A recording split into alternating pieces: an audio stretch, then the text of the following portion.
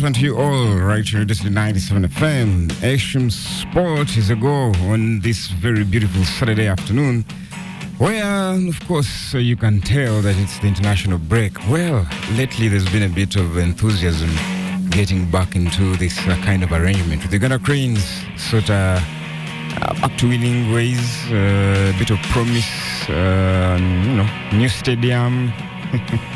Not really brand new, but with a bit of paint on it, and it felt like the good times were coming back. I kind of had forgotten about this whole qualification campaign, and pain does just continue. We shall be delving into all that, what's left of the shambles of a campaign right there. Did you even expect anything out of it? Of course, we've been doing a bit of mathematics right here on the show, but you can also tell us what you think. Of course, we'll have those highs and lows coming through. That's not all we are thinking about.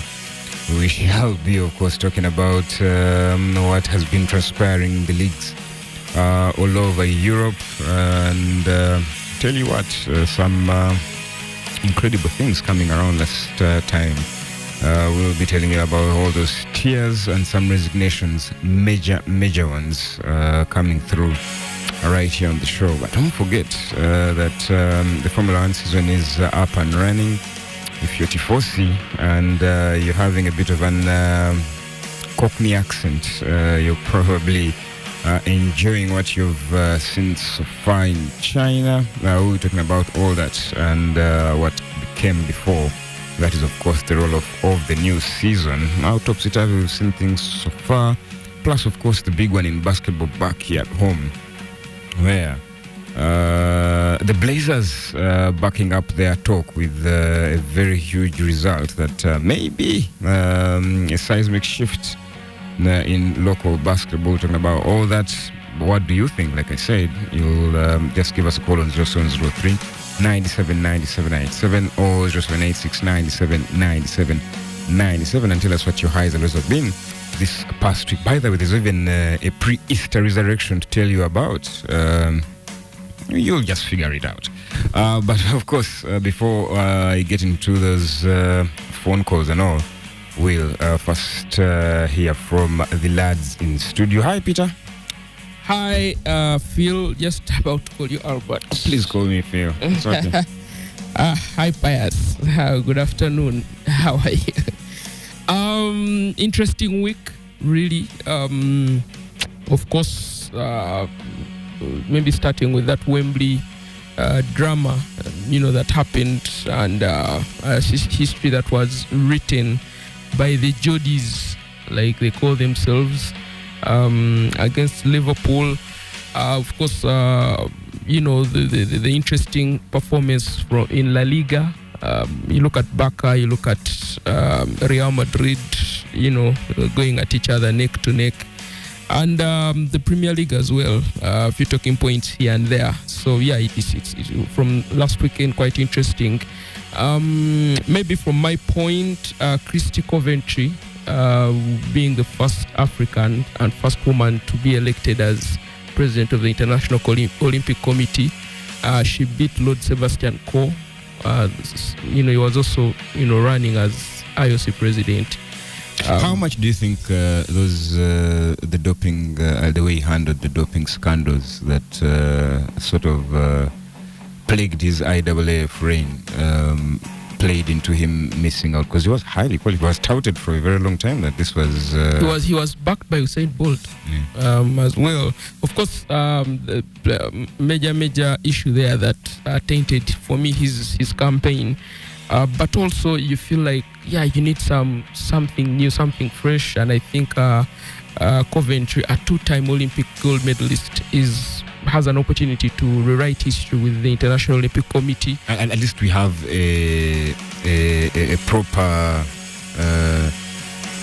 let's call it an association, federation, body that has all these programs going around about empowering women and actually going through it. And I know that there's a section of people out there saying, here they go going into that talk again. But no, I'm just saying it's a cool thing to see it happen at this level. And kudos. May we see more of this happen. We have some, of course, back here at home who were big lights, at least in our small Olympic story. I know for one, Ian Achitanda, who is into administration in, I think, in UOC, something like that. In swimming too, she's still there. What is the other guy? I forget his name. Former swimmer. Not Gilbert Kaburu. No, not that one. Different story. But no, Rukari maybe. Yeah. I know that as our Bakadinho. Oh. The Samura Rukari. Do you mean Galabuzi? Yes, Galabuzi. Yes, yeah. Galabuzi. I did see Galabuzi. And speaking of the Uganda Olympic Committee, I think they headed to the polls today.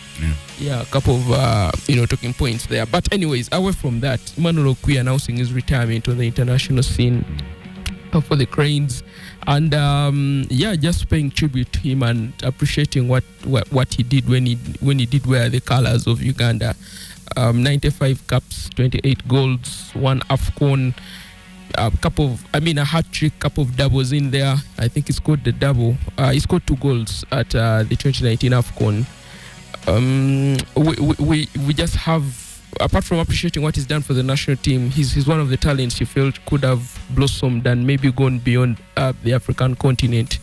And he actually did have the opportunities to do so, but many of our players have so many reasons why they fall short being professional footballers. It's not about where they are going, it's about them usually. But nonetheless, well done, Emma. Can I also just get into that before, because I wanted to extend that Emma conversation. I know we keep talking about these players and how they fall short, but we have asked our question. The question is, are they ever put in the position to thrive against the sort of cutthroat world that they're No, they are not. They are not. We don't have the development in the game here, and I feel like we sort of focus on the wrong things. No, I feel like when you get the chance, then use it. Yeah, I think Ibra Sekaja is a very good example of that. David Obua is Majidu Musisi. So I don't think some of these players and there's always something you either have that insane talent or you're very, very well grounded as a player to go ahead and stay humble and thrive in some of these hostile, I would call them hostile environments. I mean, when you riff off the sort of stadiums or cities that Andy Mwesigwa called home in his illustrious career, professional career, you would say, not so many names jump off the page, but hey, the man managed to make his money and stay at that level for quite a long time. You look at the rest, 1 year, 2 years, they're back here. Probably even failed to fit in here because of how much change of circumstances it is for them. But like I said, trying to extend the conversation around Emma Okwi. Yep. In recent history, where would he rank among your better shooters? And I'm not talking about just potential or guys who've actually done it. How many goals were there? 28? And we're not going to talk about the likes of Andy Mukasa, because I feel like at that point, even though Mukasa didn't do much in the way of Crane's scoring, you can say they're not those magical moments you remember that many of. Oh, do you? No, I don't. Yeah. I don't remember. I guess had a better Crane's career, you could argue. Yeah, at least. But that's a different class of. I think we've judged most of these players based on some of the games we played at home. Hassan Mobiru, I think the brace he scored against Algeria in Uganda is still talked about until today. Then for Emma Okwi, that goal against Egypt here, World Cup qualifier. Then those goals in AFCON that he scored against DRC and I think against Zimbabwe, if I'm not mistaken. There's not a lot you can really base on to say, this was the best, but I think Majidu Musisi stands out as, for me, the best player, the best forward or player Uganda has had in recent times. Then, of course, you give respect to Philip Omondi and all these other players. Like I said, it was a different class. Because I think if you brought it just down to recent history, yep. I guess you'd have to say 2 guys have led the line. we're talking about leading the line, not being the best goal scorers that the country has, but I guess you bring it down but to for Emma, in recent Okwi times versus Massa. No, you look at the I'm asking you who led the line better. As I said, I don't want to bring it just down to numbers. I think for me, Okwi invented a new role as a forward, coming in from the wings, and he did that so well. He, on either flanks, he would cut in and shoot and score. Massa was the team more. Massa was a target man, and a damn good target man at that. He played for a very long time in that kind of role. But you think with how football times changed, maybe Emma offered more options, and that's the edge he has against Massa, in my opinion. And so we are more successful with Massa at the wheel. You come from a generation of massive likes of Massa, so take that to the bank. Please don't pigeonhole me there, guys. We'll take those calls in 0703 97 97 97. 00786979797. You can wade into that discussion. If you do so, we'll. But yeah, you can also tweet us at 97FM Radio City. And let's take those calls. Hello. Hi, yes. Radio City. Good afternoon. Good afternoon. How are you, Sebo? I'm okay. Yep. I think if I speak, then I say I'm exaggerating, but we all know what happened. That I was pain. I moved on. I recovered. Numbers has healed my wounds. What a win! What a win! What a win! You bought all those players just to win games by 1 point. One possession, not 1 point. But we're Silverbacks cut because I don't see competition. But a good performance from the lads. For the guys who are making it there the first time, that is the game that you want to open up. And not forgetting the ladies' game. While it's the men's game was having all that drama, and don't forget the ladies' game. Not a good way to advertise basketball. It was really nice for the neutrals and everybody. So that is a good way to open the season. I was really excited about that. Of course, I was disappointed with the Uganda Cranes. But again, we need to know that the other teams are also having players in better teams. I think we need to appreciate that even the opponents are better than us. While we judge these players over the mistakes and all that, teams are also going to just don't know their players. There's a guy playing for Atletico Madrid in Mozambique. The other lads could be in Portugal. So at times you also have to respect the opponents. But other than that, boring weekend, no football except the internationals. Yeah, just went to see what you guys will share on yesterday's game at the arena. Cheers and good afternoon. Good afternoon, Bako. We'll take some more of those calls. 0703979797 or 0786979797. Just call us up and tell us what your highs and lows have been this past week. Hello. City. Good afternoon. Good afternoon to you. You are live at the best on the Busega. How is Busega? Juma, we are fine and good. We cried last time when Mozambique shown to us that we are still much in football. Then we are here, hands down. Okay. Matenga was out of form completely from the beginning of the first 45, and if he was to encourage to continue with the second half, they would have wired Uganda 6 goals. Now, what came into your mind that the second goalkeeper was on the bench, performed with the red card, and nothing was considered like a single goal? Then what goes to your brain of Uganda? Is he asking a question? Or? I think he was asking you. Then my summary is, yes, Raheem Sterling deserved not to be at Emirates even by now if I had the authority or power. Nothing, man. It's just showing salary after salary for no job done. Okay? The second one, Gabriel Jesus. Yes. His ambition of joining Arsenal, he has not reached even half of it. You know what I'm saying? The moment in the pitch and the moment in the hospital. The moment in the pitch and the moment in the hospital. So he has not delivered to the expectation, not only of the fan, to the development of the club. These are the people who are killing Arsenal in slow motion. I'm telling you. So now, I thank you for serving the nation. Let me give line to other people to give their opinion. Thank you so much. Cheers. Kale Sebo. All right. We'll take some more of those calls. 07039799797 or 01869979797. You can also tweet us at 97FM Radio City. So we'll take more of those calls.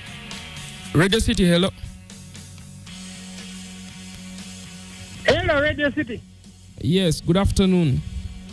Good afternoon, the guy. How are you? Mtya? Ndikiria man, ono wife from Gayaza. Ngabuli Joe, chechiro nayi.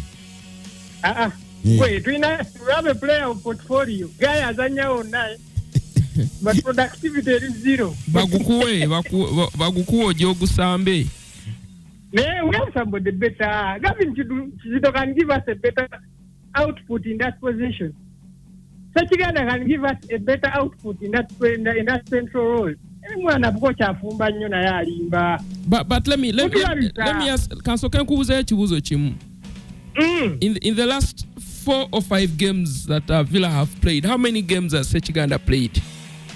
I understand your point. Katoya vudemu kati ahaleto omulala ane omulala gogamba. He was in that part. He was in that what? Enoch Sebagala, okay, I've heard, but of course he's a young man on the national team, and that looked like a big game. Scary yatebe not teba mungereza ine ya 18. What are you saying? Scary azanyina ku competitions as our gurenya against top players. So what do you expect? He will come up for England and show up. How will we man up if we don't give them playing time? Anti mubavuma nnyo. Wazanyo obubinga walinga okuwa omuvuma. Anti wetukuvuma ng'oguma. That is how you man up. Otherwise, when you don't put pressure on you, don't stay up. Let me just ask. I think I'm going to explain to people later on when we talk about the cranes. There's a few things that people need to pay attention to understand why cranes perform like that sometimes. Everything is very predictable. Nanga tule wakansi mind it. Maybe to do it. Everything is very predictable. So you go get a kuba with that speed of yours. They will just go out with those wingers and then the rest of it vibes on the pitch. Kali sebo. Wycliffe from Have a good time, guys. Kali man. Msaja aganya abazanyi bomuwade. Anyway, we shall have this conversation a bit later on about the Ghana Cranes, of course, and what, of course, we exhibited in that game against Mozambique. But of course, we are still taking some of your calls, 07039799797 or 0786979797. Just close up and tell us what your highs and lows have been this past week. I also have this some tweets coming through, like I said. Lonzo Mike, let me get to this in just a bit. Let me first go.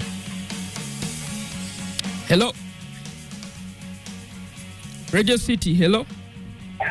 How are you? Good afternoon. Thank you for the show. You're welcome. Who are we speaking to? You are speaking to Ignatius Tororo. Ignatius. Yeah. Thank you for the program. Thank you for calling in. Yeah. For me, what I can say about the goal of Luis Kelly yesterday was fantastic. Okay. Okay. Anything more? All right, talking about the international break. Crazy given the geopolitics, but let me just save that for later.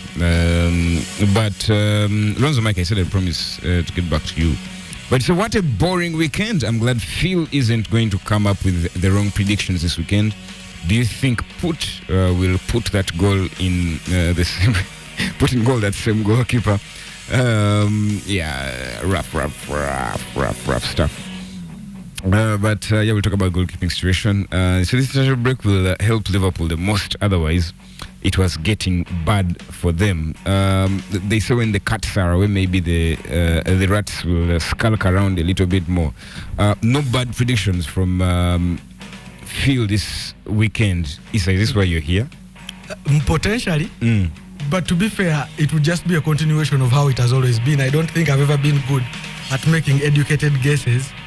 I tend to factor in too many things that may not have any bearing on what the result might be. So I include too many variables and too many data points rather. So continuation of how it has been.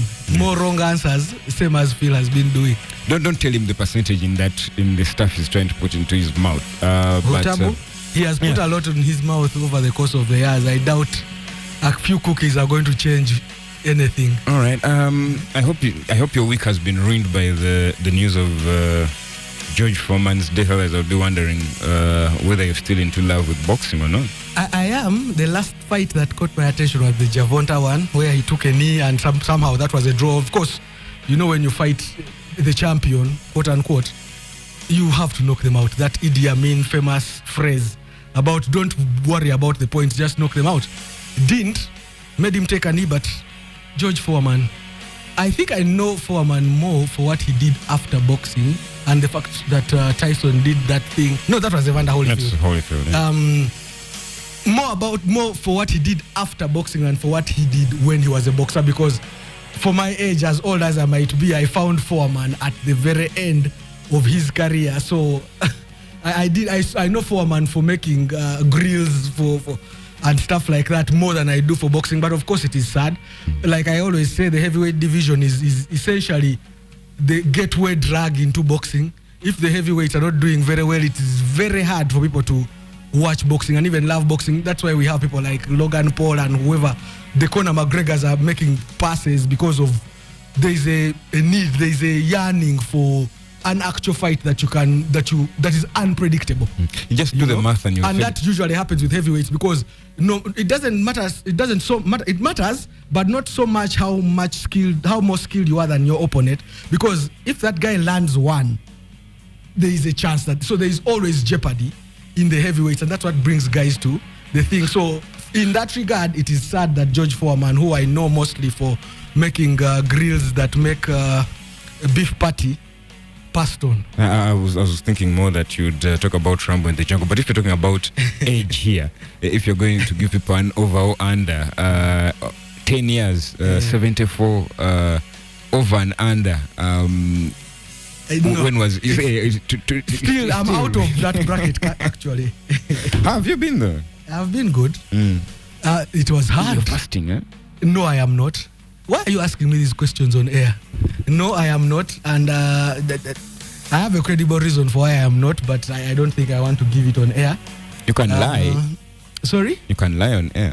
Since you're not fasting. I do all the time, actually. So it wouldn't be a fast. However, I am not. I think I will restart tomorrow.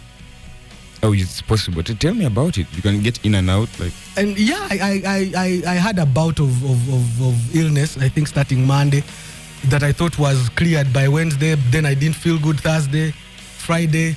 So today is, I think, the last day of me not fasting. You should take the right dosage of that blue pill, by the way. So more of those calls, please give us a call on 0703 97 97 I'm surprised Tabu has said nothing. Mouthful. Eh? Quite literally. In one piece, meanwhile. Calls. Hello. Hello, Radio Speaker. Hey, good afternoon. I'm good. How are you? I'm fantastic. Who are we talking to? Yeah, this is Morris from Ruvaga. Morris. Yeah. Hey. Talk to us. Peter. Yes, Morris. So I think my love of the week was Uganda being beaten. Like you know that song of Kagoma by Bobby Wine. That is how we were slashed. That song deserved to be played as we were being encountered. And then another thing I want you guys to talk about is, and now we have an upcoming match on Tuesday. Yep. But the fees, okay, I'm not saying the fees is high. I'm not saying they are high because, of course, people organize events and then the interest is quite more than what people enter at Nambole. But in my opinion, I don't think that the charges when people enter those stadiums should be like revenue focused, like focused on collecting revenue. Because I made some research, and the match between Kigali and Nigeria that was played, I don't know, was it Friday, Saturday, costed 8,000 Ugandan shillings when you converted it. And then I was like, because now I checked, and now the ticket is at 30,000. The 20,000 that was Alibad is finished, and I was like, isn't this high? Isn't this high for a person, a football, a person going to watch a football match? Yeah. All right. Let's talk about the economics of the football. Because the federation is already satisfied with over 19 billion. And then if even a football match can cost 30,000, and yet our neighbors charge lower than that, I think they should beat themselves and see into that. Okay. Cheers, Maurice. I don't know if I can, Maurice, just briefly. Go ahead. Yeah. I don't know if I can break down some of the things that you need to know about a football game being hosted. I think there are a couple of things that people have to look at. He's talking about Kigali and Rwanda. In Uganda, the Nambole Stadium is under private partnership. It's just that it's being redeveloped by government, but they are tasked to raise funds for that stadium. So they have to, FUFA has to pay Nambole to use that stadium. Also, they have to pay taxes off those tickets. I don't want to get into how URA is taxing people nowadays and the noise that is going about. Security is, I think, takes the biggest amount of money to host those games. Like our national budget. Yeah, like our national budget, yeah. Don't you feel secure? So, and then, of course, you don't relate this to bonuses and all. You have to first look at the costs at the stadium, then the people who work on the game day and all of this. So, Rwanda is different. The Amahoro Stadium is under the Ministry of Sports. Lots of things are subsidized. Lots of things are subsidized. So. But this is the thing I wanted to say. And I'm sorry, not to sound classist or elitist, but you are. No. You're a product of your circumstances. Shut up. I'm saying if you understand how, if you want to, if we are going to sit here and say there's not enough money in our sport, it needs. We need to elevate the game, come to watch games. That's how, the flow of money, basically. It can't be on, we can't sit and complain about the price when we can complain about the quality of the football. If the thing with them raising the price is, there are two things on their side. When they raise the price, the results have to match, or the experience of you going there. You can go to Nambole and lose, but still I have had a good experience being there. That's the only bit of that I disagree with you. I don't think it's so much the quality of the football per se. It's the quality of the experience. Yes, the experience. Yes, you can. If you go there and you're not worried about losing your phone, you'll have a seat. You don't expect that the weather and its changes will affect you negatively. It's a good day to go out and just hang with people. It becomes one of those, like, guys that now have branches amongst the things that they do. There was a time when basketball at Lugogo was a thing. You could actually take someone on a date to a basketball game. Now it's just too crowded. It doesn't make sense now. That's where your classism comes in. There are reasons why you wouldn't. I'm saying, rather than us complaining about because you might complain about the price. The product in general, it has not yet been put to the level where it is that type of thing, where there is value for money, so to speak. In my other life, value for money. I don't want us to be okay with paying 20k just because we are winning, when you still get the same terrible... it would be very small things that would make these things more interesting. Do you know that if you put like fireworks every first game on Saturday at Nambole, it's just like the pyrotechnics, look at American football. A huge chunk of that game is the drama surrounding the thing. They play for about 45 minutes. If you want to improve, it doesn't even matter what. It can even be league games. There is someone who will show up Issa, Because not all 60,000, in our 40,000 late stage people- capitalism that we are in, I guess, it has not yet reached us here, but that just tag a 50% hike on that ticket price already, so it might not work out mathematically the way you're thinking about it here. For 30K, I think that thing would work. All right. And FUFA is in such a position that they can, for lack of a better word, strong arm URA in one way or the other. Who is at FUFA and vis-a-vis who they know in other places. This is how life has always worked. So for me, even that in itself is not. How many people would object to there being a waiver on Cranes games paying taxes? Not very many. Pay their taxes. They should, and I agree with you. I'm on the side of they should, because fena batunyige fena. However, I am saying that if it was ever proposed, there is not the degree of objection wouldn't be one where it would. You would say, those guys are going to make it fail. Let's not tax MP. Yes, exactly. The vitriol would be markedly different. There would be, of course, opposers, but the vast majority of people, if the Cranes were doing well, or if they were, you could put it in them that this is something that would help in terms of resources and such, there would be more support because of the affinity that football has with the vast majority of people. You know what I would not object to in that particular regard? I would say, okay, fine, if you're getting the tax break, just give us open books of account. Okay. Yeah. I can see that trade-off very difficult. Exactly. You see what they will take and what they won't take, and you'll know what their intentions are all about. All right, we'll take a few more calls. 0703979797 or 0786979797.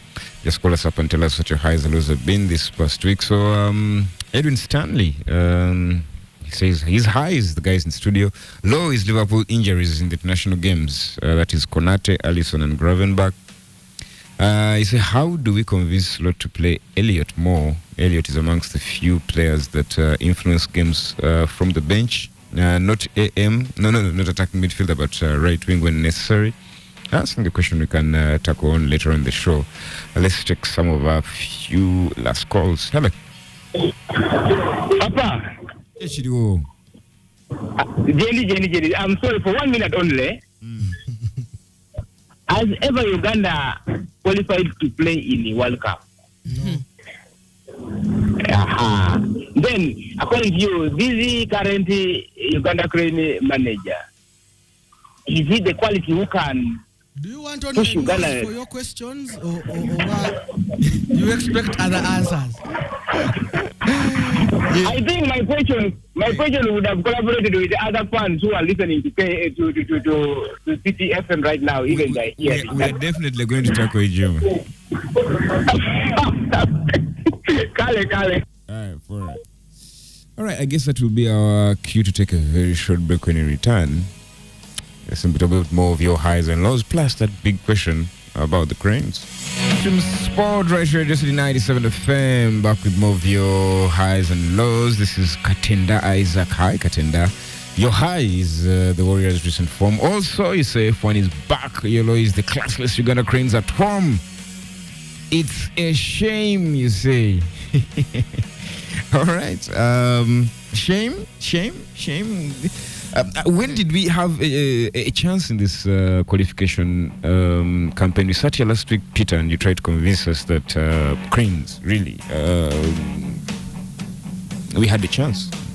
A chance to do what? We were here and I said the Cranes can't qualify for the World Cup.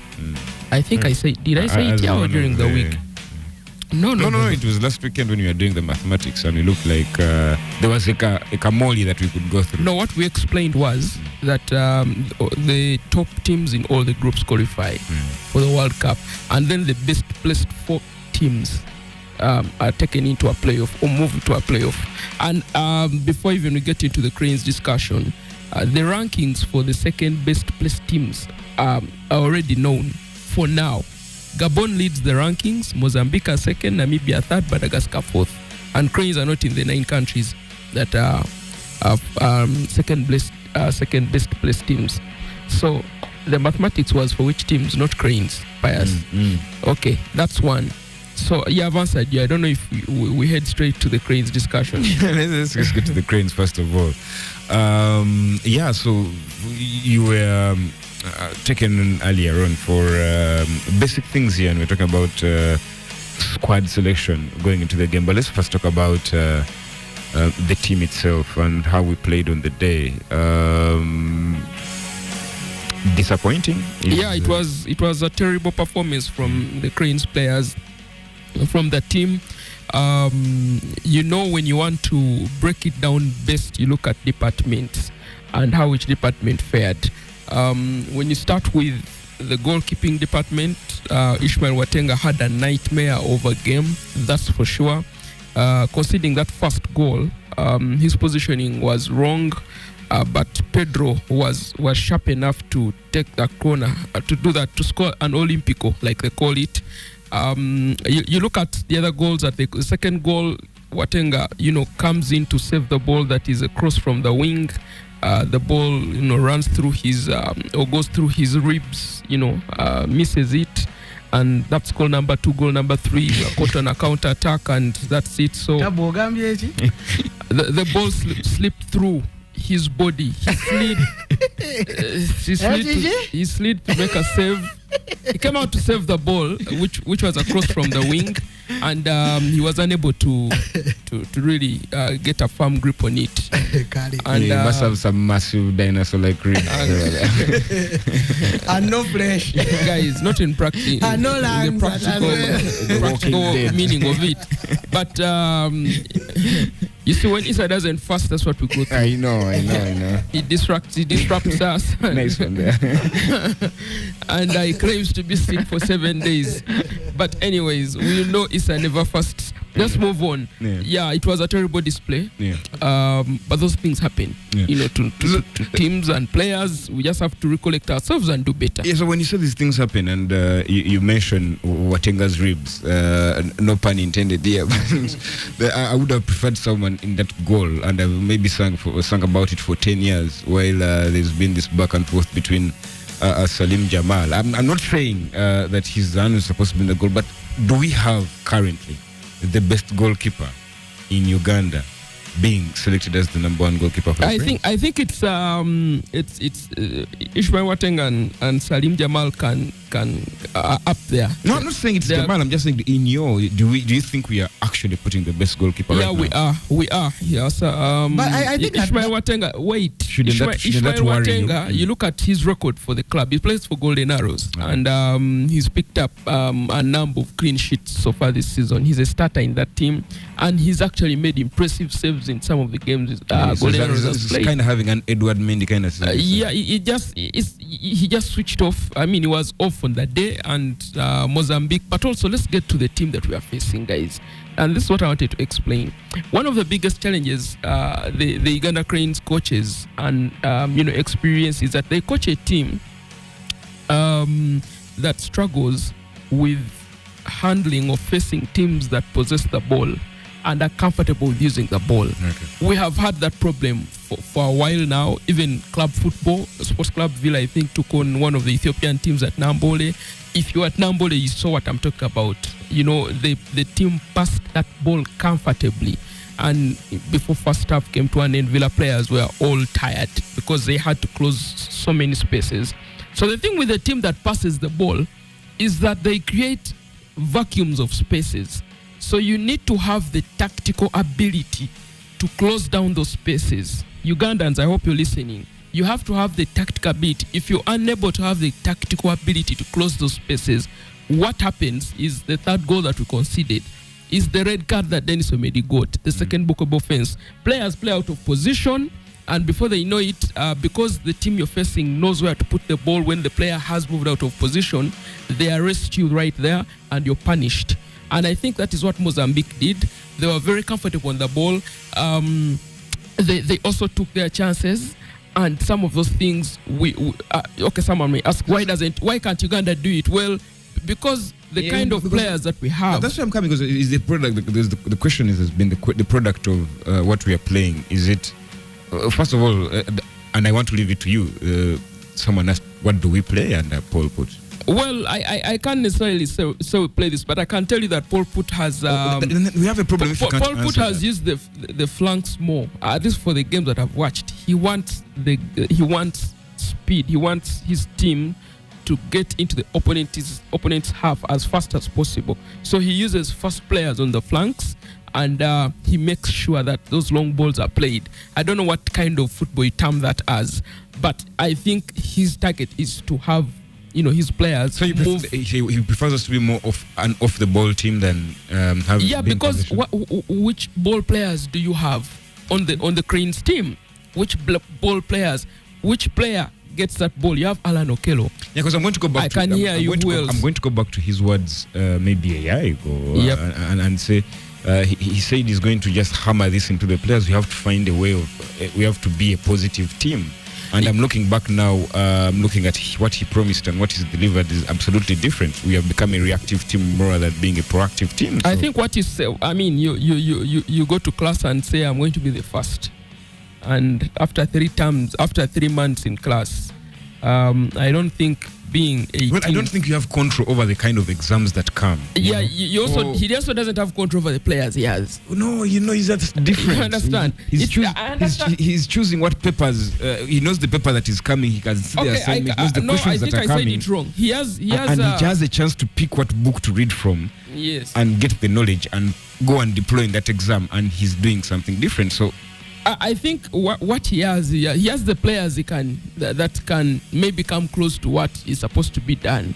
But now sometimes you begin asking some decisions. Like I think Kenneth Semakula playing in the midfield with Khalid Aucho, I felt was also not adding up really. When you had Karim Watambala, when you had Ronald Sechiganda, when you had the other players who can play in that position. And I'm sorry, I also think we need to start thinking about a future without Khalid Aucho. And pivot in that midfield. But guys, anyway, all in all, I feel when you remember Uganda taking on South Sudan at Nambole. Mm-hmm. Yes, we scored. I think Bevis Mugabe scored that goal. But remember the first half. Those guys passed the ball, and at some point, the Cranes players were now beginning to get agitated, fouling, being caught out of position. They just didn't have a finisher. They just didn't have someone to kill off the game. But if they had, would have a different story at Nambole. We take on Algeria. Travis Mutiaba scores, and second half starts, and in 2 seconds, in a minute, Algeria have already scored. And how do they score? It's a counter-attack. Corner, they get the ball, get all our players on the counter-attack. By the time we reconvene and all, it's 1-1. And the game ends 2-1 in favor of Algeria. So whenever Ukraine's face teams that possess the ball more, they can use that ball well. We struggle and expect that a lot more to come, even when we go to AFCON. So let us not have those issues of why this, why about the player selection and players who are supposed to be called up. I think you need to cut some slack for the coach. The AFCON qualifiers, who knew that the local best players would show up?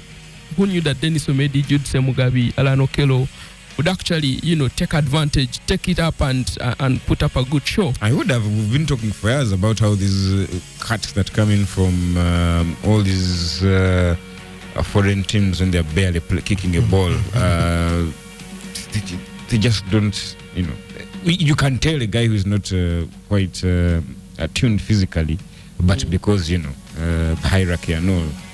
But we understand the balance that international coaches have to work with, and that's why I'm not being critical here. I'm just relaying the questions that came through from our listeners earlier. The best way I could put them to you, Peter. But you were saying something though. Yeah, so it's just us getting. Let's learn from these qualifiers. We definitely cannot top the group and also go be the one of the fourth best placed teams or second best placed teams, like they say. But yeah, there you go. We have an opportunity to make amends on Tuesday against Guinea. I think the team should come out of that tunnel and give 200%, get 3 points, move to 9 points on the table. And how's Guinea performing in the group? Yeah, Guinea played out a goalless draw against Somalia after we lost to Mozambique. So they are third on 7 points. And When they play, do they have any thoughts that they could qualify, or they're in a better position than us. Of course, they are a point ahead of us, but I feel like they have. They also have more their work. firepower? They have more firepower, but they have their work cut out. Why? Because Algeria and Mozambique are running the show. They're all on 12 points. After 5 games played, you look at that Mozambique team that didn't have Elias Pelembe, their veteran captain. If he does be available for the rest of the qualifying campaign, maybe you have to give them a chance, either as a second, as runners up in the group, or they can also try and push Algeria all the way. All right, so let's look at the standings. Sudan, someone explain how they find themselves suddenly topping one of those qualification groups. Are we due a very fantastic Togo at the World Cup? or Senegal and DR Congo are going to have a lot to say between now and... The Teranga Lions will have a lot to say about that. I think, they no longer have Lucise, who is now the Libya head coach. So there's that, that transition, and the new manager trying to make sure he picks up the pieces. They have to play, I think, this weekend to make it 5 games. But yeah, impressive performance from Sudan, who are top of a group that has DR Congo, Senegal, maybe the top dogs that you could talk about. Interesting. That group has Sudan and South Sudan. Those teams are supposed to play each other on Tuesday. Where are they going to play that game? I wonder, both sides having totally different. I shouldn't be even laughing about that. Of course, we are involved in that one. Some Ugandans actually there, troops at the moment. But hopefully those 2 countries can sort their security situations very soon. We have football going there, but are shocked by any other groups as they are going at the moment? Yeah, I think Rwanda had to come down from the heavens. Victor Osimhen had to make them come back on earth. We scored twice in Kigali as Nigeria picked up 3 points. Before that victory, Nigeria didn't look good. But yeah, impressive performance there. So Nigeria are 4th on 6 points, 1 behind 3rd place Rwanda. But it's Bafana who are up there. South Africa picking up a result at home. Should have been against Lesotho. Mofo King, and I think another player for Bafana scoring as they top that group. They're now on 10 points. That Bafana team looks really, really, really good, and I think they're going to give a very good account of themselves at the AFCON. And Cameroon, that goalless draw against Eswatini didn't look good. A team that only has 1 point in 5 games, yet Cameroon is studded Cameroon team. I wouldn't mind Cape Verde at the World Cup. I don't care what Cameroon has in it. But Cameroon, I would pick out that. Angola are beginning to click. They're doing well. I think they drew with Libya, but they remain unbeaten in the tournament, in the qualifiers thus far. Then, of course, Morocco topping their group. I don't see any other team putting up a trouble there. They have Tanzania, Zambia, Congo, Brazzaville, Ivory Coast coming through with an impressive victory as well. I need to talk about Kenya. Benny McCarthy trying to turn things around there. They almost lost to Gambia in Abidjan, but that game ended 3-3. They had a last-minute goal, literally, for Kenya that they scored, and that game made it 3-3. They have the opportunity to turn it around on Sunday tomorrow against Gabon at the Nyayo Stadium, and Pierre-Emerick Aubameyang is part of the Gabon contingent. That is in keeping up with Ivory Coast. Yeah, that is in Nigeria. That is in Nairobi. So that should be an interesting clash that people should watch out for. So overall, maybe Egypt as well. Group A, massive result they got against Ethiopia. That game being played in Casablanca, Morocco. They're on 13 points. That looks impressive without a doubt. Yeah. Yankuba Minte among those goals. That would please Issa very much. All right, let's take a very short break. When we return, a little bit more football, and we shall get into some basketball, particularly rugby, Formula 1, and plenty of European football to move out.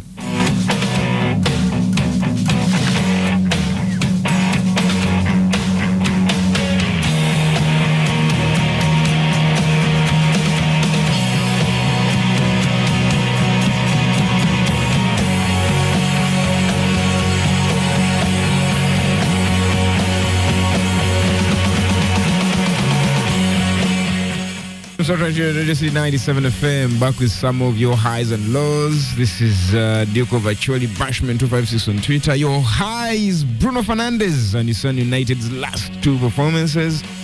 So how is Phil Kiria's recent predictions? He tuned in all the way from Bugungu prison. We're keeping score quite terrible, especially on the Man City front. He just can't seem to get anything correct. But of course, with the final, we'll talk about the League Cup final. Or the Carabao Cup final in its absolute name at the moment, right about now. Peter, anything to say about what went down in the rugby last week? Yeah. Apart from the exciting derby at the graveyard. Okay. You landlord tenant. Yeah, landlord tenant, but the teams that many are keeping their focus on are marching on. Let's be very honest about that. Pirates came through. No more shockers. It felt like every week we've been getting our heads. It's been spinning, really. You wake up, Heathens got Hippos are doing this, all right.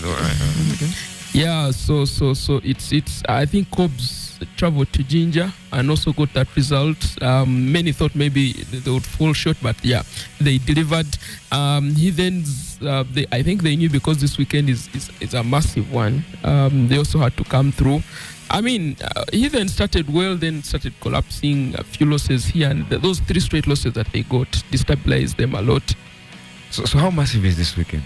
It's massive because 2 of the biggest rugby clubs are facing off. This has always been eternal rivalry between Heathens and Cobs, and whether it's in the Uganda Cup or in the league, when those 2 meet up, it's a massive rugby game. Yes, some will argue it might not matter these days where it happens, because if it happens at Swampono, it might still be a Heathen's loss. But anyway. Yeah, so I mean, for me, for the momentum of both teams and how they would want to end, the regular season, it's a win. Whichever team comes out on top, really, it's important for them. And also the bragging rights. For me, at the end of the day, who wins the Lions Cup? Remember, this is they also play for the Lions Cup as well, or the Lions Trophy, and it also is something that whichever team wins is proud about. So for me, not to look at even the importance of the fixture as regards to the season, the rivalry and the bragging rights of the derby is what begins this whole conversation. So it's a massive game. I think Heathens will not have Michael Korach, who is out injured. He's how pivotal he's been for them. That's a massive miss in there. But they also don't have. They're currently totally focused on the Heathens. Yeah, I think Santos Sanchez is also not around. He's in South Africa. So the rest of the players is who they have to count on to try and get the result. Cobs have already picked up that massive result. They beat Pirates at the death. Yeah. We all remember that game against Pirates at Legends. Josiah Sempeke with a drop goal that buried Pirates. You go into this game as a Cobs team with that motivation that we're facing another big team, but since we got the result, maybe this can drive us through. So it's going to be a massive one. So let's wait and see how that goes. But usually these games don't have big scorecards. It's usually, slim results, maybe 10, really 7. Tight ones. Yeah, tight results in there, if I could say. But it's going to be a massive game today at Chadon Rugby Grounds. There you go. So let's pivot away from the basketball, the rugby. Let's continue with some of your highs and lows. This is Edwin Vibes. High has to be the Blazers a single point with seconds left. Even they made the win sweeter. Peter, I don't see KU Titans and the fixtures. Are they not playing this season? They are on. They're playing. They're in the league. They're not relegated. So they will play. Yeah, they will play. They'll play in the league. Yeah. All right. So 1 point game, like I was asking Bako, they spent all this match just to no Titus Lual, no what's his name again? Bale. No fight Bale, and still give a good account of themselves, and they did not go into this one as the favorites, as strange as that might sound, given how the last decade has gone. Yeah, but your impressions, first opening day of the league season, and feel free to start with the ladies, please. Yeah, we had a very exciting, fun-filled day in the National Basketball League Day 1. For the ladies, it was a really close game that was won with about, I think, 2 minutes to go. The Jaguars beating up on the JKL Lady Dolphins. Shakira Namvubia leading with a lot of character, 18 points for her. For the JT Lady Jaguars, beating a team that beat her UCU team last season in the final. So she got some sweet revenge in there. The Jaguars team that had Sarah Ageno, Azida Navuyunga, Sandra Ikoru, Sandra on 12 points, Azida and Ageno on 10 points apiece, but Shakira stood out. Impressive game because at some point the Jaguars were comfortable and you felt maybe they're going to win this one, but I think in the third quarter, the JKL Lady Dolphins cut that lead. It was about a 7-8 point lead, if I remember correctly, but about three, four turnovers by the JT Lady Jaguars made it easy for the JKL Lady Dolphins to cut that lead and put the game so close, and that's how it remained until the end. And I think Shakira Namvubia was fouled twice, and she came to the charity line and converted, and that is what gave the JT Jaguars, the Lady Jaguars, that massive win. So they can build on that. They are well stacked, really. The Jaguars, they have plenty of options here and there, and I know Coach Sudi Ulanga can now have a team that can ask questions in the playoffs. I think for JKL, yeah, I mean they have this. I saw Flavio Ketch on the floor at some point. Becky Longom, Nachi Inji, Evelyn, and all other players. Kamadwa Jennifer, Agatha. Sorry, Agatha. I was going to be like, yo. Yeah, all turning out for JKL, but it was, I think, the Jaguars were well stacked here, and Namvubia was on fire, and that's how they managed to pick up the victory there. Then for the men, before I leave the ladies, I was going to say, while we have sort of a challenger to the throne, I know last year didn't go according as advertised, or the last 3 championships, and the ladies have had really tough competition. You see, of course, breaking the jinx this time around. Who is standing up to the big spenders this time in the ladies? Where do you see is it 2 contenders or 3 or 4? Is it a lot deeper there? Well, for now, those 2 are the ones going to go at each other. Yeah. You would say JKL. I think they would pick up that rhythm during the season, and in the playoffs they can have a few questions. But the other teams, we have to wait and see. We're not holding back KCA in your what mind. They have to offer, what players that they have.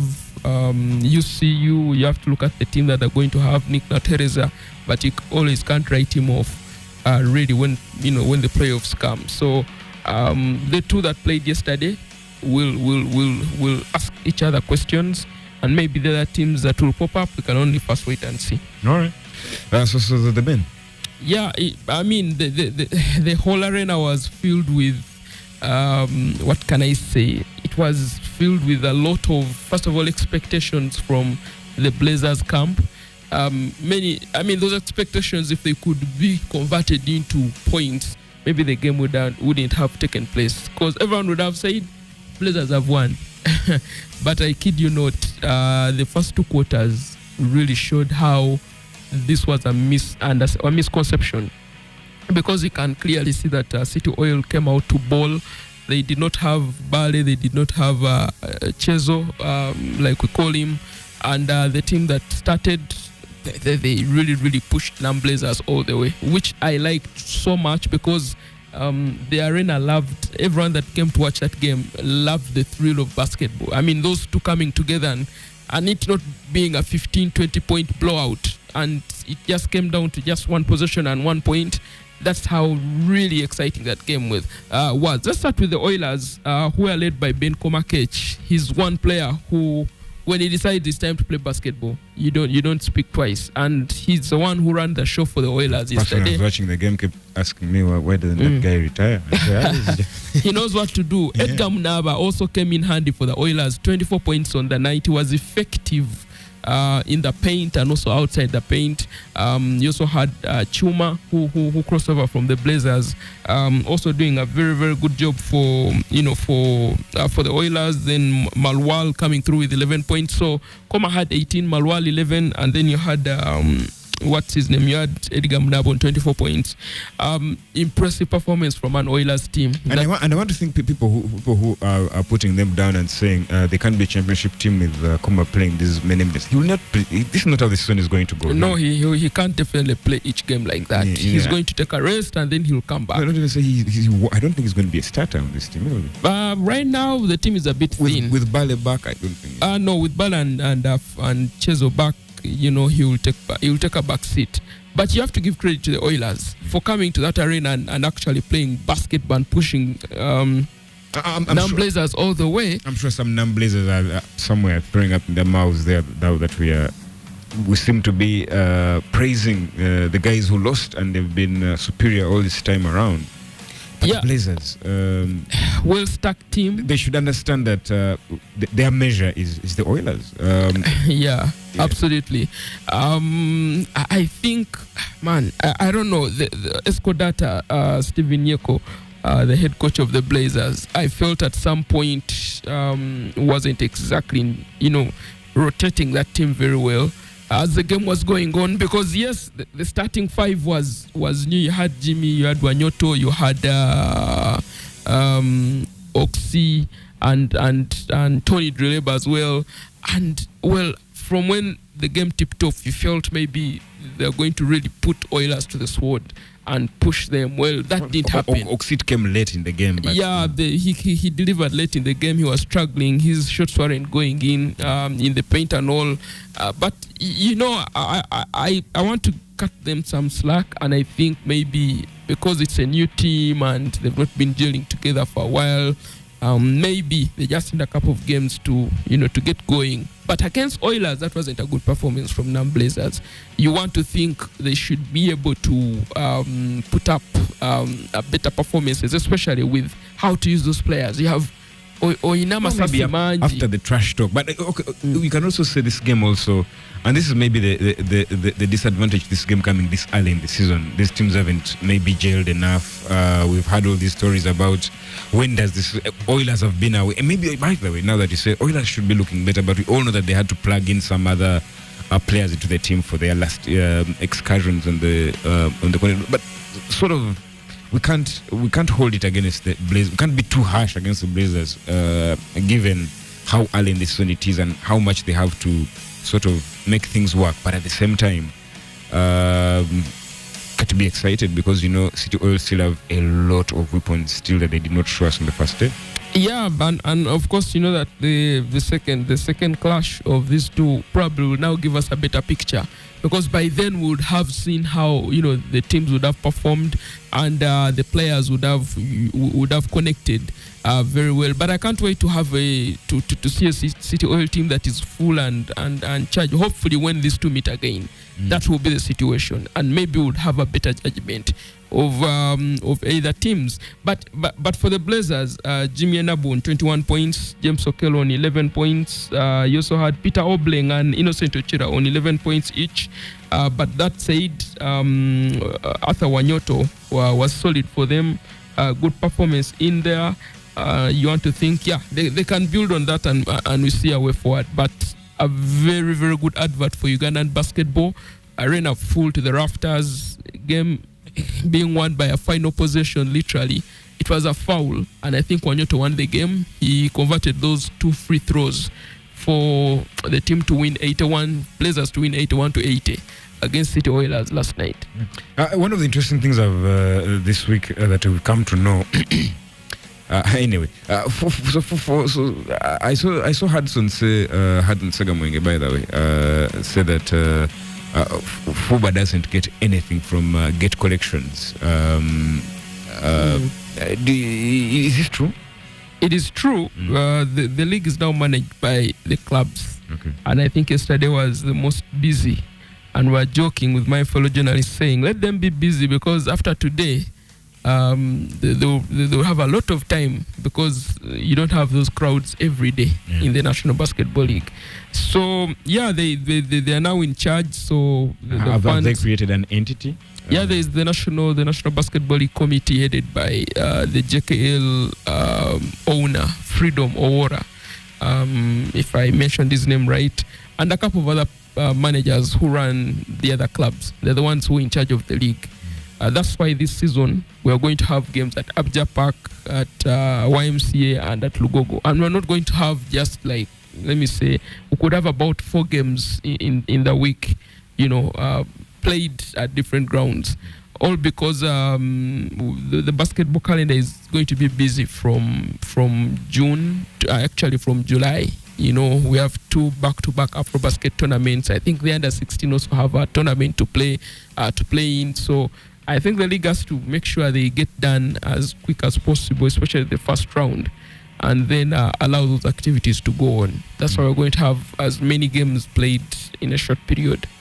And especially given that the league is going up in September, in between that time, now that we played the first game, you could hand that site to Suma. I would go ahead and construct a new arena, and you'd still have those final games, the playoffs happening in pretty much the same geographical location in that time. Well, actually, this week, of course, we saw the president go to Hoima to fully commission that construction. But I don't know. I didn't quite take a glance at what they were doing with that small indoor arena that they are going ahead to construct. But yeah, good stuff happening over on that side.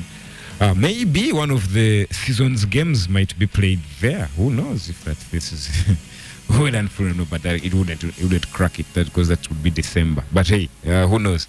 That is the basketball for you, but that's just the local variety.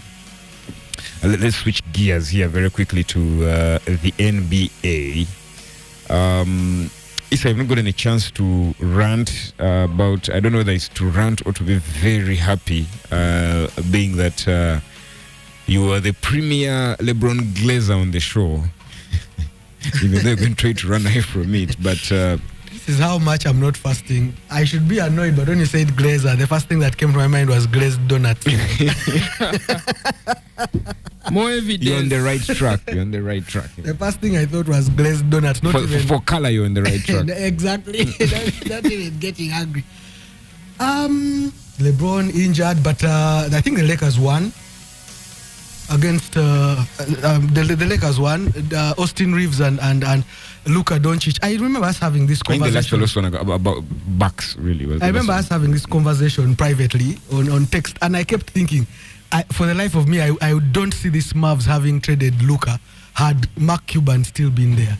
That would have been a much harder decision for the GM to make. In fact, I think ultimately he will fall on his sword, because the optics just don't look good.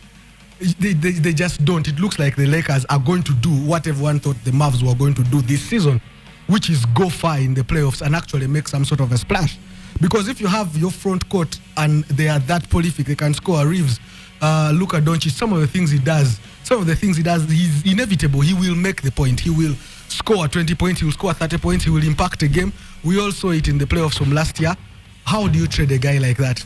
And how do you give him to LeBron to help him sort of get his conditioning right, know what he's supposed to do in certain spots of the game, on top of the natural ability he already had? He was playing EuroLeague at 15. So this is 25. This is someone with 10 years experience. He might look like he's 25 to most people, but they gave up what, for me, is the crown jewel of the NBA.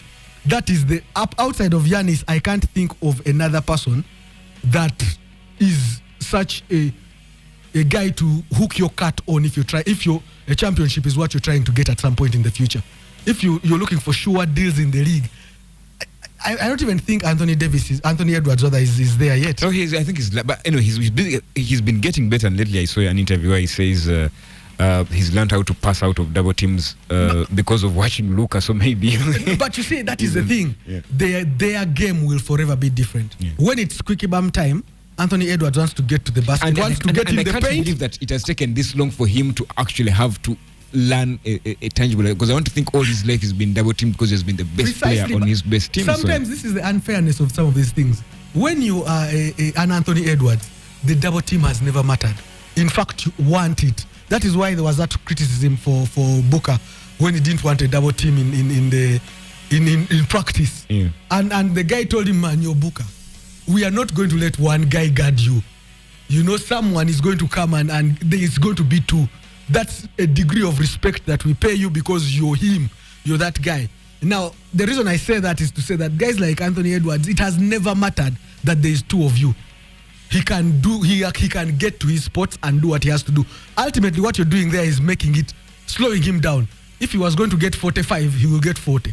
You will deny him about 4 or so points, 1 or so assists, but you're not going to stop him from doing what he wants to do. So, ultimately, the difference between those two, even if he says he has found out, he's going to do twos, like a jump shot here and there, like a fade away, the difference between those two people is that Luka knows what to do instinctively. His instincts tell him, don't go in there, hand checks and all these things, don't be in the paint, shoot a 2, a 3, something. Variety of scoring ways. Whereas with Anthony Edwards, because it has never been a you can stop me thing, when it's quickie bam time, he's going to try to get in the paint, dunk on you. Get in the paint, have that fancy layup. You understand? His instinct won't tell him to a 3, a 2, a mid-range game of sorts like why am I forgetting him now? The Raptors guy with the dreads, formerly of Raptors, made him famous. Cried a lot because LeBron just couldn't stop shooting. Yes, made him famous. Those things, some of these things, it has to be your intelligence or your natural ability. Yeah. I worry for Anthony Edwards that he may never be able to be that guy in terms of sure deal you will win a championship. Like what's his face? James Harden. Yeah. The stats, everything. It's just that his game did not translate into a winning game for everyone around him. It meant everyone had to sacrifice their game and hope that his A game gets you over the top. And it was just never sufficient, which I think is what is Anthony Edwards' weakness. I think Giannis will get you over the top, even if these other guys are a little bit average. I think Luka also has really worked on his inside game. Yes, I think Luka also has that quality where he can be the difference maker, notwithstanding the quality of the guys around him. And for that, I think it will. In fact, they should sack that GM now, because there is not going to be a change in fortune. He's executing what the bosses wanted. You do know that someone has to fall on a sword at some point, eventually, and it comes down to hierarchy. The owner is the owner, so he's not going to go anywhere. Which leaves someone. At least one thing we are sure is he won't be getting a GM job in the NBA. Hey, but the name you are looking for is DeMar DeRozan. He became there, DeMar forgotten for a bit there. But talk about the bloodbath in the West. It's a bit tight. But just very, very brief thoughts on a couple of teams. Warriors. The Warriors are interesting. Now with Curry. Is this the end of this fantasy that they are going to somehow make a lot of noise in the West this year? These days I try to... Because I think for them it's just down to matchups. It doesn't matter really where they fall. I remember saying something about me overthinking things. Maybe this is one of those at the beginning vis-a-vis predictions. I think this is one of those. I like to look at teams like the Warriors, Lakers, teams that have veterans that have done it before. Maybe even the Bucks in there. I like to look at them and judge them by what they can do in the playoffs. When it's a certain set type of game that doesn't respect what you do best. Do you understand? Because everyone in the playoffs is one trying to stop you and then playing their best game. Now, I feel like teams can not necessarily stop the Warriors, but they can make it harder for them to just get a lead and maintain it. They are not exactly a team that can defend. Jimmy Butler, while he's a very good player, there are so many variables. That is the problem. You cannot really say. But for me, I feel like teams like the Cavaliers, even though they are not in the West per se. Because I'm coming to them. Go ahead. I feel like there are so many other teams that are going to make it much harder. Yes, so the Cubs are on that. For the Warriors to do what they need to do. Yeah, Cubs. I really don't think the Warriors. Me, first of all, I didn't think they had. And sixth place playing, right? Yeah. No, sixth is in. Sixth is in. Who does the play? From 10 to 7 to 10 have to go and do the playing. Yeah. So in the East, though, Cubs have sort of hit the bump at the moment, and everyone is thinking, got them this time around. But are you seriously buying? Because I wanted to talk about the OKC, but maybe I think they're in year 2 of the pain. Yes, they're in year 2 of what the Celtics had to go through before they became what they are now. I did. Well, the Celtics had a stopper in LeBron. I don't think you can say the same about the Cubs. And this they is have a stopper in the Celtics. No, because that is a team. Yes. Not per se. I don't think there are any more LeBrons in the league for that to be the guy you can't surmount. I think now it becomes about how organized that franchise is. When you look at the Celtics, top to bottom, everyone in Mazzulla, the former guy who was a coach, now GM, Brad Stevens, the entire thing is geared for success. They are ready. They are there and they know how to do it, and they have been knocking on the door for about 4-5 years. I think Cavs are in year 2 of the Celtics culmination in a championship last year. So you say OKC are also in the same boat. Year 2. OKC, I think we'll have to break it up. I think there's a with all those picks they have. Let me say it like this. Sometimes you are too good to be successful. Case in point that everyone will remember, Galacticos. They weren't as the team itself was too good to be successful because everyone is deferring to the next person's talent, not bringing what they do best to the fore. Do you understand what I'm saying? Yeah. I think that is some of the parts. Yes. Thank you. I think that is going to be the problem, that the talent might be a little bit too much for them to do what they have to do. Shea Gilgeous-Alexander, the other tall boy with the hands. Or maybe someone might say the difference between Shea and the best two remember, players. it's not the first time the Oklahoma City Thunder have done this. Kevin Durant, Russell Westbrook, James Harden. This franchise being at the cusp of victory. Iggy. This franchise being at the cusp of victory and having picks that seem like they can be dominant for the next 10 or 20 years has happened before, and it did not translate into them winning, so I think that is the problem with the Oklahoma City Thunder. They need that thing. They need someone who has been there, done that. I would argue a Chris Paul, but Chris Paul that went to the Rockets, that type of guy. Someone to come and hold people accountable, because for me it looks like it's a group of very talented guys who are friends. There is no one who you would say is the guy who will come and tell Chet, that's not what you're supposed to do at that point in time. And they also have not yet been in the playoffs enough for them to understand game 6, game 7, those times when these things start to matter, even if you're playing at home or you're playing away. Now that's why I'm saying there are no more guys like LeBron, because who else has been to 11 finals? Who else has done that much that they know what will potentially happen in a game 7? So he's a credit to his team, but there's not enough of them in the league to stop a team like Oklahoma City Thunder, for example, in case they switch it on. The only other person I can think of is Jokic, because he has been there a couple of years, lost, then won. There's an experience there. He knows what things are going to happen in game 7. I just don't feel like he has a good team around him this year. Yes, and because he is Jokic. And Murray has not really gone on to improve as a player. He has hit his ceiling, I believe. And that's the reason that team worked. There was an uber talented guy, and then a collection of guys who are not him, but they know what they're going to do. Yes. We all know Shea Gilgeous-Alexander is the most talented guy at Oklahoma City Thunder. But you'd be hard pressed to pick 2, 3, 4, 5. I keep hearing guys talk about Chet like he's some outwardly thing, and I'm like, I'm not scared of Chet when I play Chet. I'm not. That's just me anyway. But before we leave the West, I was going to say, you talked about Chris Paul, and you kind of triggered me because I had the name Paul. I've been consuming a lot of Paul George slander this week, and boy, has. What happened to the process? This was supposed to be the process 2.0. How have they fumbled this much? There was more marketing than actual working. And I apart think from the decision making, how did they even give him this contract? Inevitably are premised on the succeed, live or die on the ingredients therein.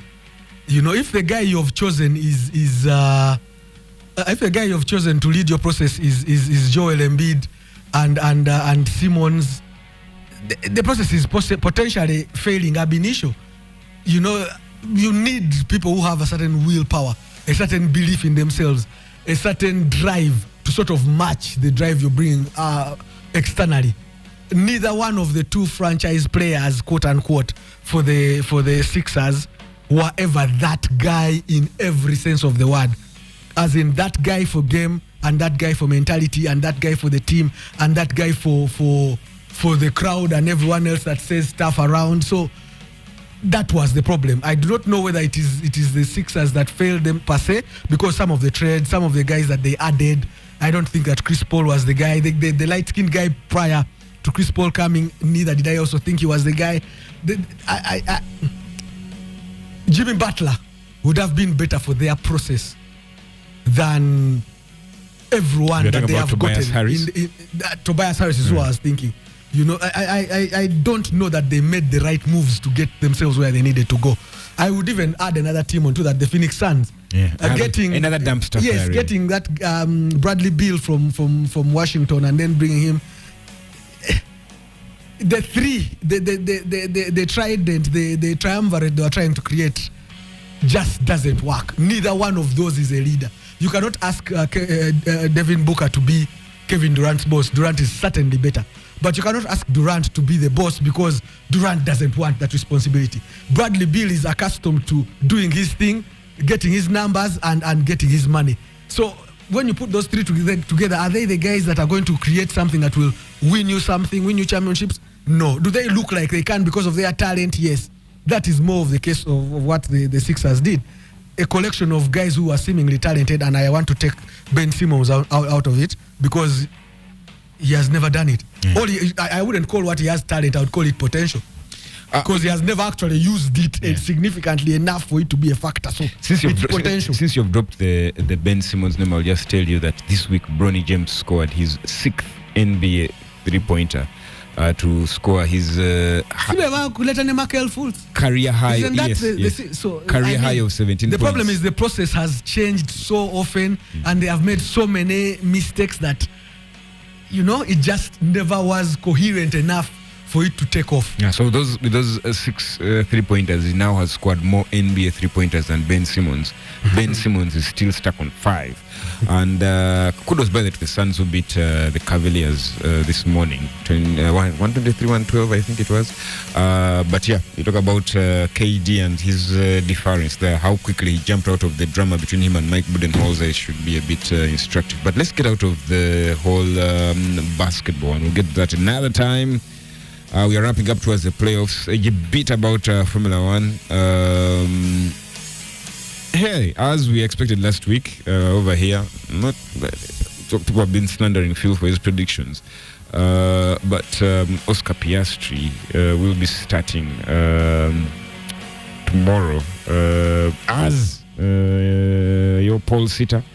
But you should know that's just a McLaren thing right about now, because last week Lando Norris, of course, as predicted, going ahead to win that race, but Max Verstappen coming second, while George Russell finishing in third place to complete the podium. But the shock there, not shock, but the few good stories right there. We talk about Kimi Antonelli here, Kimi Raikkonen's nephew, in his debut there for Mercedes as their lead driver, not lead driver, but one of their drivers. George Russell's number 2, of course, now on a permanent basis there. In 4th place, you're looking at the other guys. Charles Leclerc leading there for Ferrari.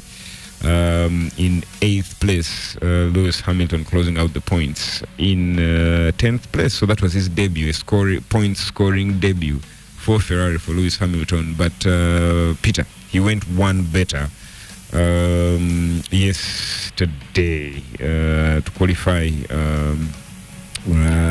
in pole for the sprint. He comes out and absolutely dominates this one. The first ever winner of a sprint race in Ferrari history Is Lewis Hamilton. Phil won't like this one. He does. He definitely will not want like it. It makes it feels like Ferrari has not had a lot of history and winning. When you say It's been more than 10 years, bro. Ferrari is definitely one of the most successful franchises in Formula One, if I could say that. He's the most successful team. Yeah, but impressive. He actually says he was impressed with the speed of the car.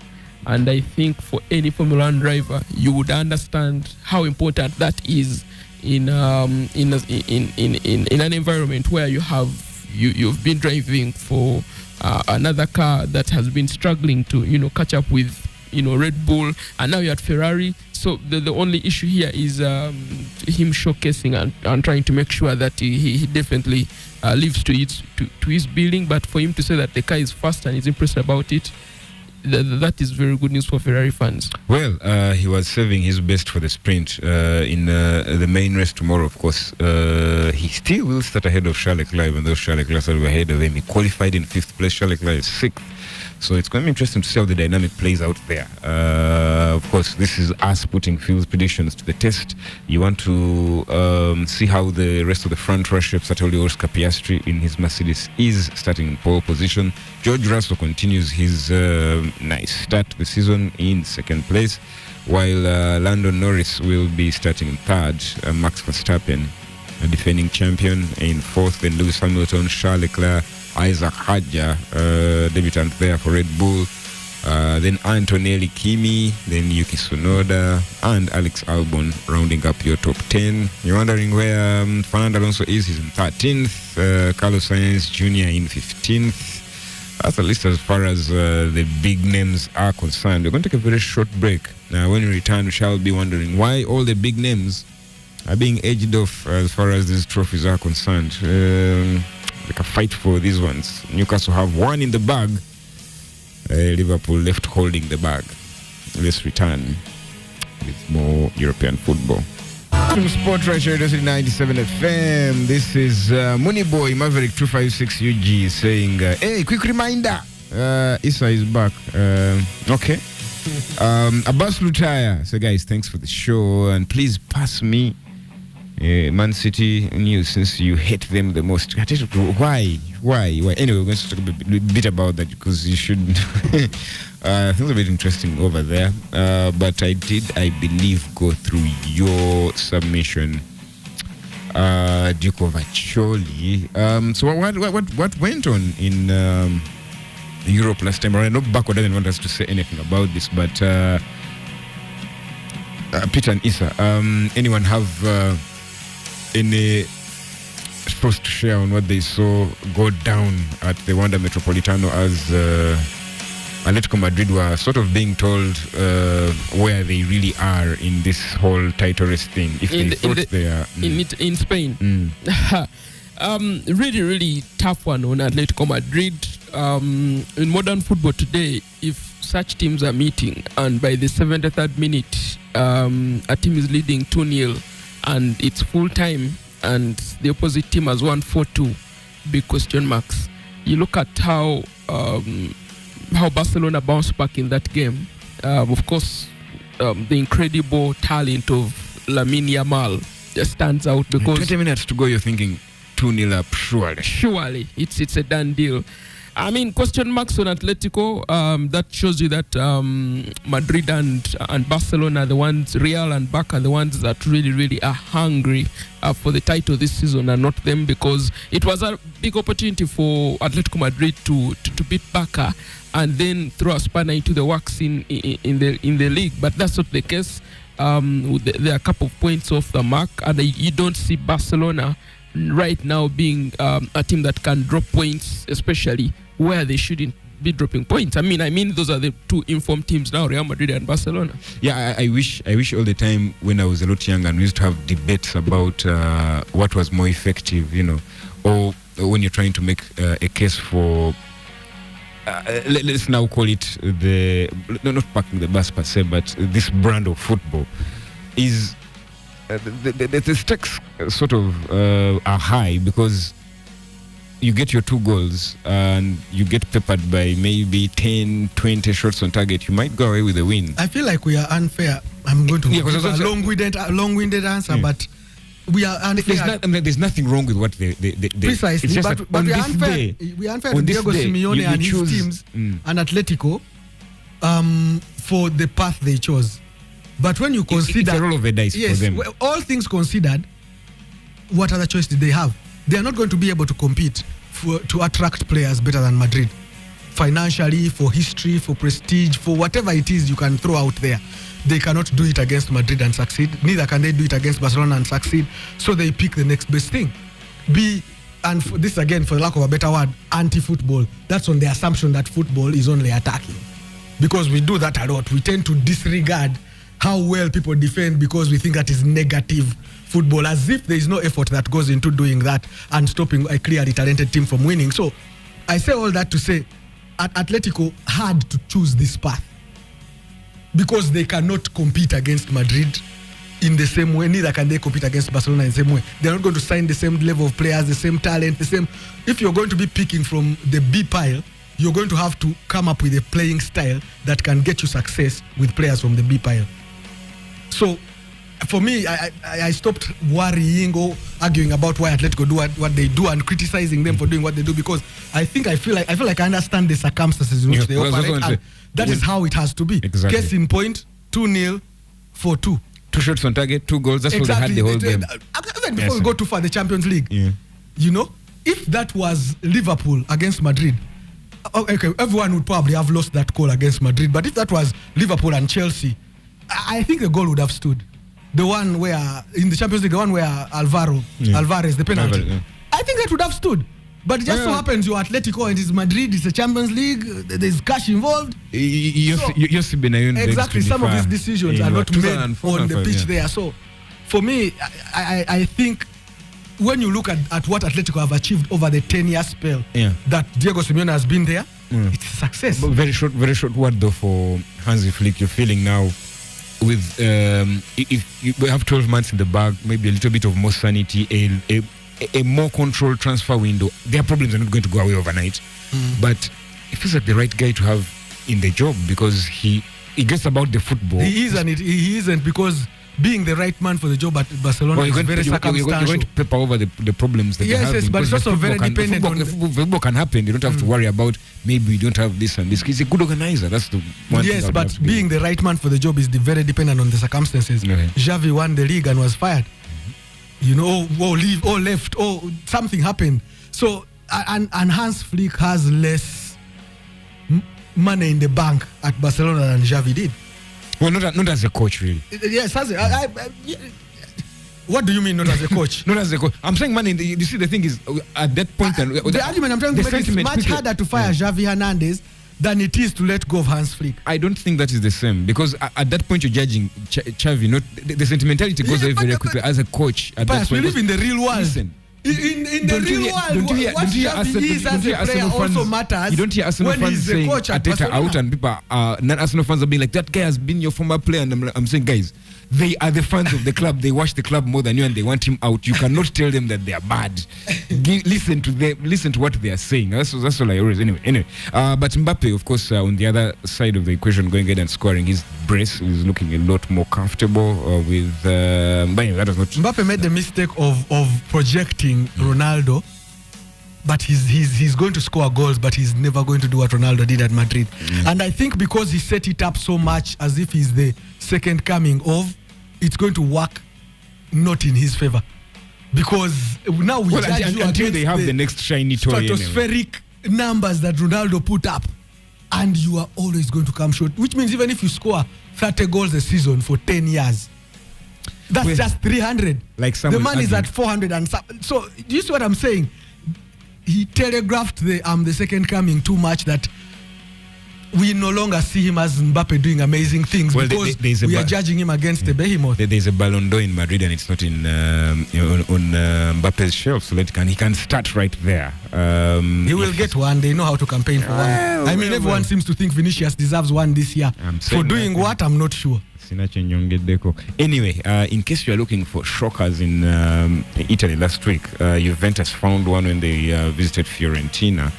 Robin Gosens, that lovely one there. But our focus is not on the Premier League, but first of all, that small cup that has become very important to, looks like every big side. And City had a chokehold. Carling? Yeah, we try Carabao. to Carling. That's what plug game yakajo. Of course. When are you going to call it Worthington? The Worthington didn't last, and it's such a boring name. So, all right. So what happened to Liverpool? beers, surprisingly, and the drinks. Well, what happened to Liverpool over there? Yeah, I mean, those cup finals, for me, I think are football games that have to turn out the way it turned out at Wembley. Usually, the obvious team or the team you think is supposed to come out and win. Was Liverpool obvious? We've been watching. To be honest with you, we've been watching. Liverpool have been leading the league. They are winning games, And we are but they have questioning not yet been the Liverpool. There's no even the pizzazz. heavy metal Liverpool of Klopp. There are seasons in which they came second, where, in my opinion, and anyone can dispute this, in my opinion, they played better football than this Liverpool that's going to win the league. You know, they played harder, they put in much more effort. They were a better team in terms of individuals across the board. Sadio Mane putting in Ballon d'Or type games between January and every match, you know. So, for me, it wasn't too much of a surprise that Newcastle won that. I would like to think more to my criticism is of how Newcastle handled post-winning the Carabao Cup. These are milestones for me with the team that's trying to. I think that Newcastle's goal is to win the league and maybe the Champions League in the next 5, 7, 10 years. When you win a Carabao Cup, that is step one. You now can say we know how to win. We know how to get to a final, and it may not be significant, but it is a step in the right direction considering what Newcastle are and where they have been. You cannot dismiss them in the same way you would do a Wigan, for example, when they win an FA Cup. In the same way you dismiss one of these Portsmouth when they did it, when they win one, and you know that it is specific to these circumstances, it cannot be replicated. That is not where I think Newcastle are. I think Newcastle, even this very team, can come back next year and defend it without adding any players. Yeah, so I wanted them to make more of a deal about winning this Carabao Cup. It should be more in the press. There should even be a parade somewhere in Newcastle for the Carabao, even if it seems, let guys diss you for it, but what did Pep do when he arrived in England? 5 in a row. 6 in a row. Because when they are saying this team has 65 trophies, guess what? Carabao Bajibara. You may dismiss it here in banter with your friends and saying, Bichi, Kamag, what, but when they are saying 85 major trophies, the Carabao is amongst those 85 major trophies. So if you want to be on the table with the big boys, actually it is a template, even Newcastle. Rather, even Chelsea, when they had just fallen into Romano Abramovich's cash. I remember Mourinho said that we can't lose that first. Yes, they just won a significant number of Carabao Cups. Just so there is that feeling of winning, there is the expectation. You create it amongst the fans, you create it amongst the players themselves, amongst the staff, because nothing brings about winning than actually doing it. So Mourinho, it becomes a habit. You create a relationship with that feeling, and you want to constantly have it. So I wanted Newcastle to make more of a deal. I didn't want to be reading press headlines about what's his face, Isak, talking about going to Liverpool at the end of the year. That doesn't. You know, it doesn't go with the trajectory of how I want these things to go. No, with the chronology, win a Carabao, sign better players. I would also say win an FA Cup, then chase the league, then win the league, Champions League, and so on and so forth. You see how these later guys have the later guys have kind of made it a big deal, a la Mourinho, Guardiola, and the like. Why is it that when Eddie Howe is doing all these nice things, for some reason he's just still this meme coach that somehow Arsenal was interested in because there was nothing else, and they somehow landed on Arteta, and we are expecting to be fired anytime soon because Newcastle have big ambition. But hey, he got them into the Champions League. It's not his fault that they were not there this year. Where are you putting him? At least sometimes sometimes you outgrow a place, sometimes a place outgrows you. Or it's just a perfect marriage. Exactly. They are options. Like Moyes at Everton. Yes. I think Eddie Howe was the right man for the job. and he's going to be the right man for the job until he isn't, because his suitability for that job is premised on Newcastle's ambitions. How much they spend? Not so much how much, but that is a demonstration of ambition. That's how a team shows that they are ambitious, by who they sign and how much they sign him for. Sandro Tonali, for example, the Newcastle 5, 6, 7 years ago would had John Joe Shelby. They weren't trying to have one thing a player of that quality. When all those players have been fit, is at least he's had 85% of those quality players, and I'm not talking about the random. And yes, but if you had that Newcastle were in the Champions League final, you would be shocked. I wouldn't. I personally, I would be, because I think they're a very good team. But of course, with this new format, anything is possible. But I think they're a very good team, but they are not. They have I think 6, 7 players who are either just bubbling under, or I feel like you put them in the right situations and they would look like world beaters. Just that what connects them, maybe that's just down to the coach and maybe just the general feel of the team. I mean, when you can go from Isak to Jacob Murphy, I mean, there's a bit of they're all starting for the same team. I guess you understand what I mean, like how Leeds was back in the day. You're top heavy, and then you have these Mukacheres in the middle. I'm not saying anything bad about David Partey, and some people are going to kill me on that one. But anyway, that's just how I'm feeling on the issue. But moving on. So Liverpool, is this late slump going to take any shine off this season? Because I want to think at this moment in time, nobody's delusional to think they're going to drop the ball with the title here. I think there is need for them to have champions in the last to few have years. the mental strength. I think that lacked in that defeat against Newcastle. You're telling that to Liverpool that have just this core of this squad won a Champions League. They won the league before. You look at that defeat against Plymouth, and after that, they've not been exactly as convincing in winning games. I think it's just a mental thing for them to think positively and make sure that they see out the season by winning games convincingly. I think it's if they are not able to do that, then they are going to be they will be put in a position where they have to work extra hard. I know that they have that cushion, but anything is possible. You want to win the league with less stress than struggling to get over the line. That's what I would look at. That's how I look at it. It's about the stress here, or is Slot still just learning his chops, and a good situation has fallen in his laps that Arsenal are just being Arsenal, and City have suddenly forgotten how to play a ball here, Issa. We can't diminish their season really, but it could have been a lot better.